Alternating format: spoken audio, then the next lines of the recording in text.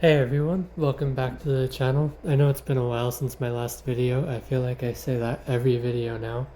But we're gonna be taking a look at Thomas the Tank Engine in N-Scale by Bachmann. I did have some technical difficulties while I was filming this review, and while I was trying to fix those, I realized that when I do a script and I read it, I kind of sound like a robot. And so I decided what I'm gonna do going forward is I'm just gonna kind of figure out what I want to talk about, take pictures of it, film the video portion first so that way everything's cropped correctly, and then I'll just kind of talk about what I want to talk about from there. So now that that's out of the way, let's get into the review.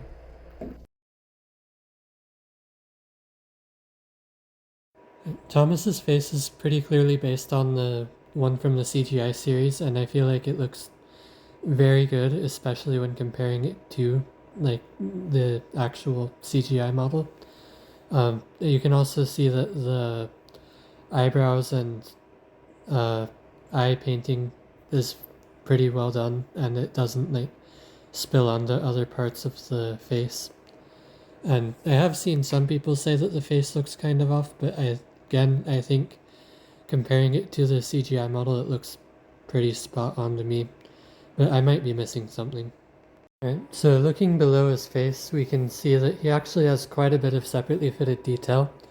His lamp irons, and brake pipe are all there, and it's really nice to see because I remember when he was first announced, we all weren't sure if they were actually going to include all of that, and obviously they have. And something that's really nice is I feel like they don't really look too chunky like the modern HO models have been, so that's nice. One thing that doesn't get talked about too much but is pretty nice to see is that Thomas actually has accurate buffer moldings to the show, and in that you can see that there's supposed to be like a round base on the buffer beam before they kind of taper down towards the buffer heads, and a lot of other manufacturers, when they made their models, including Bachmann for their HO line, didn't like do that, and they just kind of made like a generic buffer molding that they used across the whole range. So it's nice to see that Bachmann actually went the extra mile here to make the buffers right. The part of Thomas's smoke box under his face is a little bit wider than normal to accommodate the mechanism, but one thing Bachmann did that I actually like is they moved his frame extensions out a little bit to match the sides of the smoke box instead of just leaving them where they were. And that's something that they didn't do on the HO model, and I feel like it just kind of looked off because of that. Alright, so from more of a side profile, you can see that Thomas looks very good. All of his proportions look pretty much correct. His lining and number are very well done. The lining doesn't look too thick, and the number is the correct shape, unlike the HO model. And you can see the lining on the boiler is a little bit raised, but it's not quite as bad on the HO model. And then the funnel and dome also have their correct like kind of taper into the boiler, which looks really nice. One thing I like about this model is that Bachmann actually put like a little indent between the extended tank and the splasher, like on the front. And like that's something that the Bachmann didn't do for their HO model, and Tomix also didn't do, and it's just one of those little things that I think makes a big difference in how good the model looks overall. The front of the cab also looks really nice. The cab windows look pretty good, and the yellow lining is very neatly done. There are a couple of lines across the, like, going down from the top of the cab on the sides, but I'm not going to knock those too hard because that is a feature that, or a bug that has been put on pretty much every model of Thomas that has been made by like model train manufacturers, except for the Lionel one, so congratulations to them for being the most accurate Thomas model. I'm just kidding. Anyways, the whistle is also a molded piece, which is a little unfortunate, but I think the reason why this might have been done was because when the model was translated to CGI, they pushed his whistle back pretty far towards the front of the cab, and so like the gap between the whistle and the cab is extremely small now, and it probably would have been more difficult to try and fit the whistles straight due to that. Alright, looking at the back of Thomas, you can see his lamp and brake pipes, and then he also has a full coupling hook this time, unlike the front, because this time it isn't low enough to interfere with the rear coupling. You can see his cab windows also look pretty decent. They have the bars that kind of keep the coal from spilling into the cab. Unfortunately, the yellow paint doesn't go all the way down into the coal, so it does look a little odd when you're looking at the model close up. But luckily, when you're looking at the model normally, it's pretty hard to see. The coal load also looks pretty nice, and I like that it actually looks like coal instead of just rounded blobs, although it is pretty shiny, but that is a kind of standard across the entire model. Also, one thing I forgot to mention is he doesn't have his rear lining, but that is because the model is based on, like, pretty specifically on the reference sheets that Nitrogen made, instead of, like, the most up-to-date versions.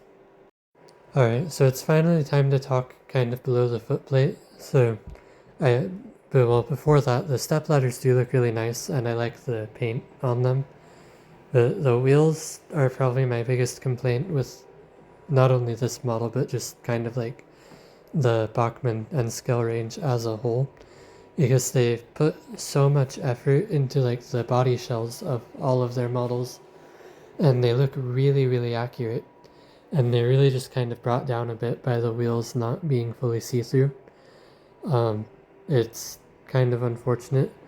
Luckily, when you're looking at like models kind of while they're running, or just like at like general views where the light doesn't just immediately shine on the wheels, like it is a lot harder to see the fact that the wheels aren't completely spoked, so that's nice, but I really wish that they just didn't make this decision.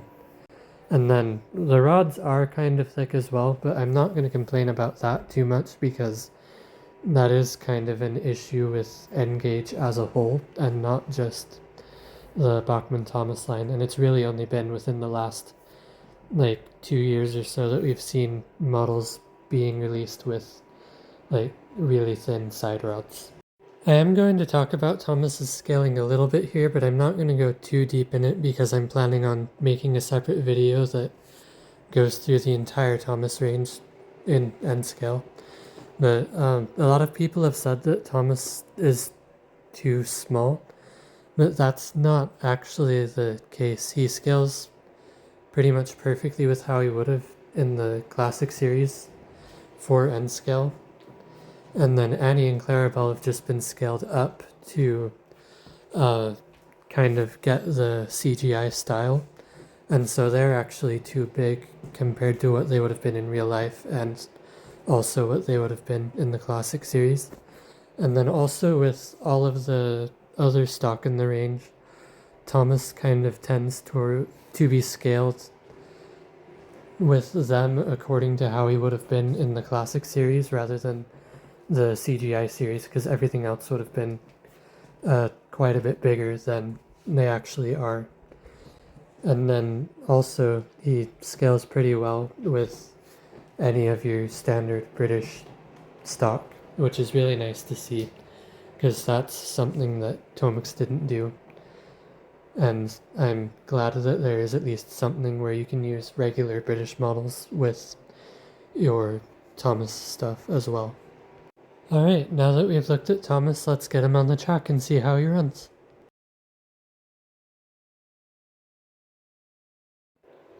Alright, so now that he's on the track, you can see that he's able to start off pretty smooth, and that goes for both directions, which is very nice. And he is pretty decent at slow running. You can see that he'll stall a little bit here and there if you try and run him too slow, but he is able to get to a somewhat consistent speed, like right about here.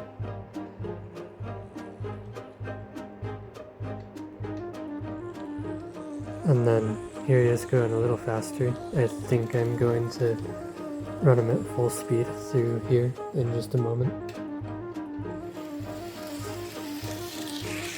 There he goes. You can see he's pretty fast overall. Not like crazy, but I mean faster than you probably want to run him with a train. And then here he is again. And then also Thomas is pretty good at running across points without stalling. So you can see here he is able to get over the frog pretty well. And then in this shot you'll be able to see him run over several number 4 points at one time. And then we're just gonna switch the points here really quick. And he'll go over a couple more, and then there's also a Y point that kind of stalls engines a fair amount of the time, but he's able to make it over that pretty well.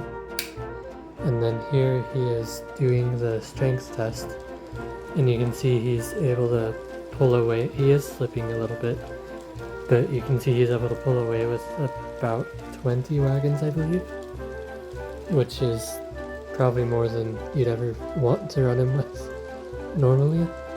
But if you do want to run him with a long chain, it is possible. And just so you can see it all kind of in one shot, here it is.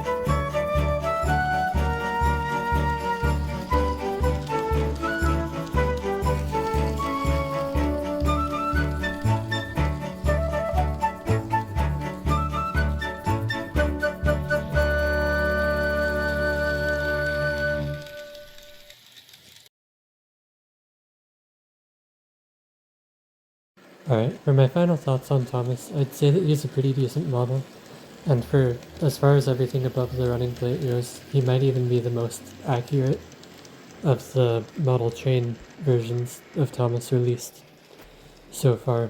Obviously the wheels are kind of a letdown, but they don't look quite as bad in person as they do on camera. As far as running quality goes, he is excellent. He can pull pretty much anything you want to put behind him, and he is a very smooth runner and doesn't really have issues with stalling. So overall, I do feel like he gets a little bit overshadowed by other models in the range just because, you know, a lot of people are like, the other ones don't have the issues with the molded whistles, so a lot of people tend to say that they're better, but I'd say that Thomas is still like up there with the other engines in the range, like Percy, Toby, maybe even Gordon. Um, and I'd definitely recommend him to anyone who's interested in collecting the N scale range. I'd say that Thomas is worth it too. Thanks for watching the video, everyone, and we'll see you on the next one. Bye!